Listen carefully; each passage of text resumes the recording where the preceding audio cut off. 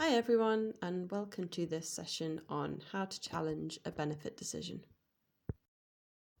So the process we'll cover in this session applies to the majority of the benefits that we help our members with. So personal independence payment, employment support allowance, universal credit, attendance allowance, child DLA, and carers allowance.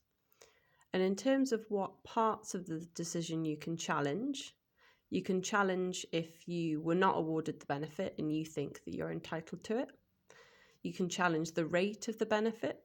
So if you got a lower rate than you think you're entitled to. Or you can challenge the length of the award. So for example, with PIP, you're awarded it for a certain period of time. So if you're awarded it for less time than you think you should be entitled to, then you can challenge. If you think you might want to challenge a benefit decision, we would suggest that you get in touch with us at the email address on the slide, and we can have a bit of a discussion around the pros and cons of challenging the decision.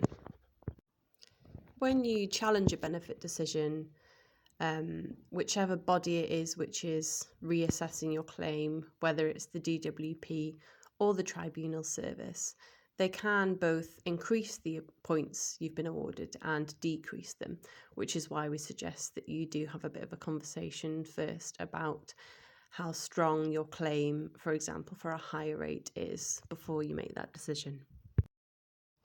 The first stage of challenging a benefit decision is where you ask the DWP to look at their decision again.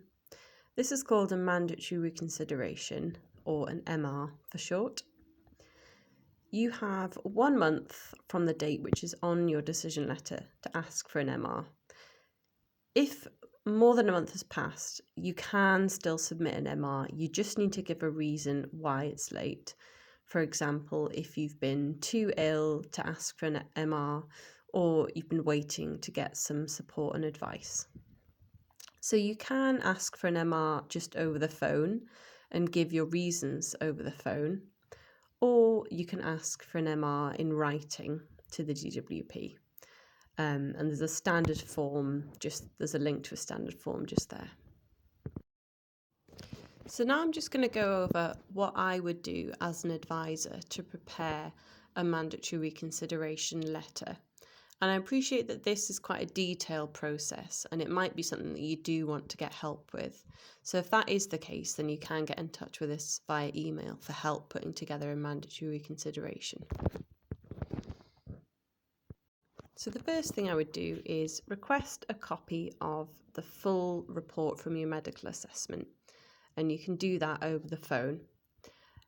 Although your decision letter has some basic information about what points they've awarded and why, the full report just has more detail about exactly what evidence the decision maker has used to back up their award. The next thing I would do is go through the report and see if there are any inaccuracies or points that you disagree with. For example, if the assessor's written that you go to the shops a few times a week, but actually you said that you go to the shops once a month, this could be a point to challenge because it could be that the decision maker has based their award on this incorrect information. The next thing that I would do is go through each of the PIP activities and see what level of points I think is appropriate for the individual.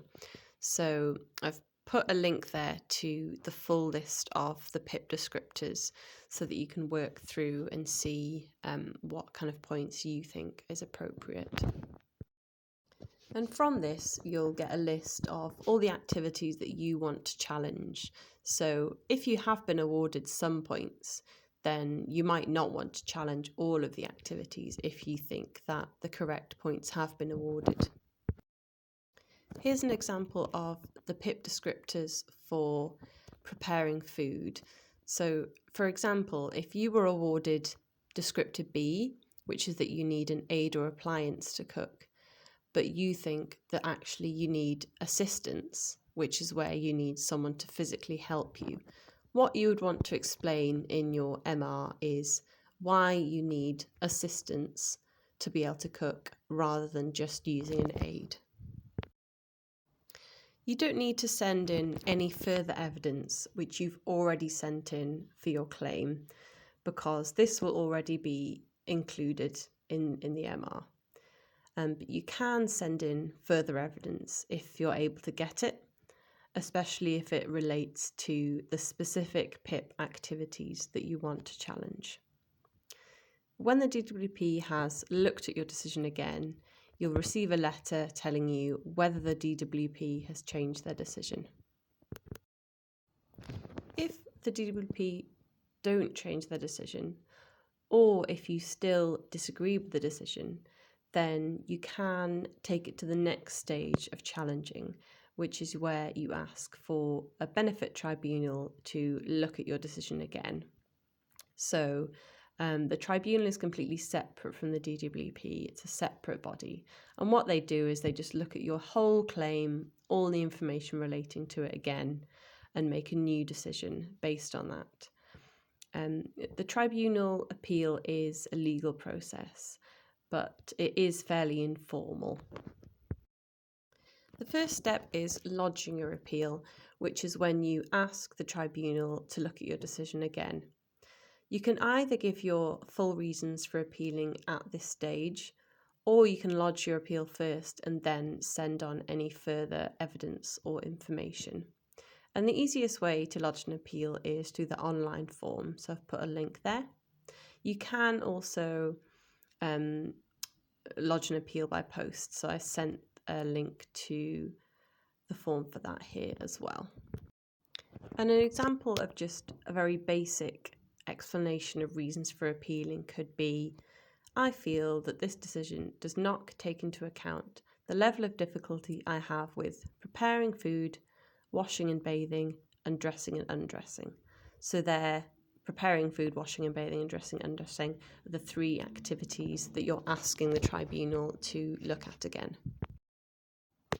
If you made a full list of all your reasons for appealing at the MR stage, and the DWP doesn't change its decision, then you don't need to prepare any further kind of letters or information to submit, because you've kind of already done that work.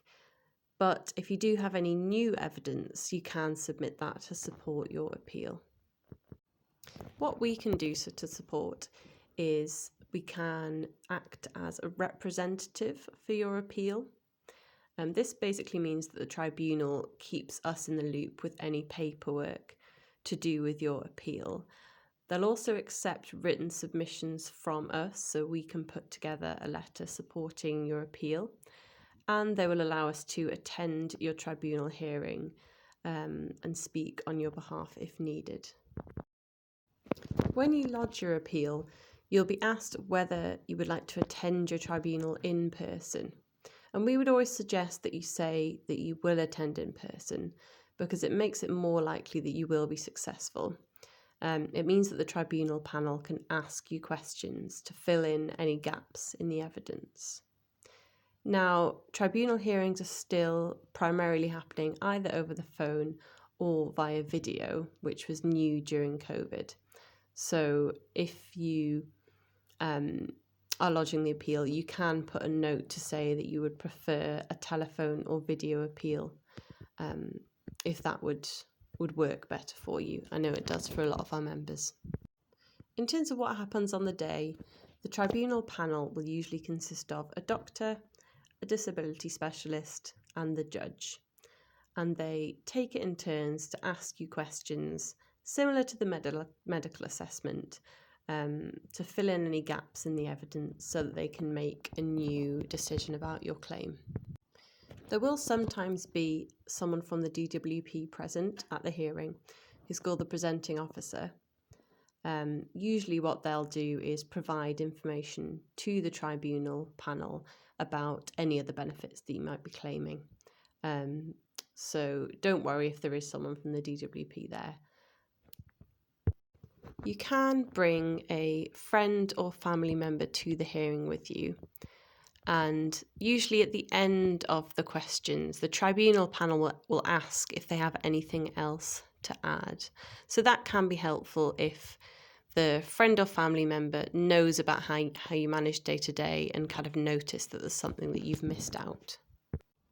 Usually the tribunal panel will want to hear directly from you, but if you are having real difficulties communicating, then they might let the friend or family member take over and speak on your behalf.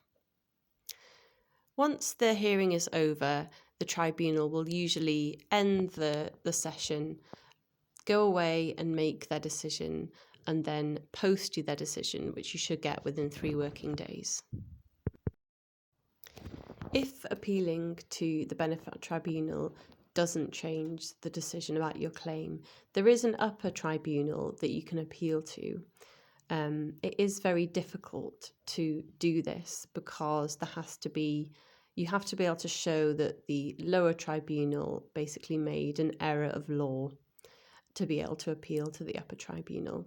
However, CPAG, which is the Child Poverty Action Group, does provide support with deciding whether to appeal to the upper tribunal. What you can do if you aren't awarded PIP following a lower tribunal, you can start a new claim for PIP any time after that tribunal hearing. So thanks for listening to this session on challenging benefit decisions. If you have any questions about benefits or social care, you can get in touch with us on the email on this slide. Bye for now.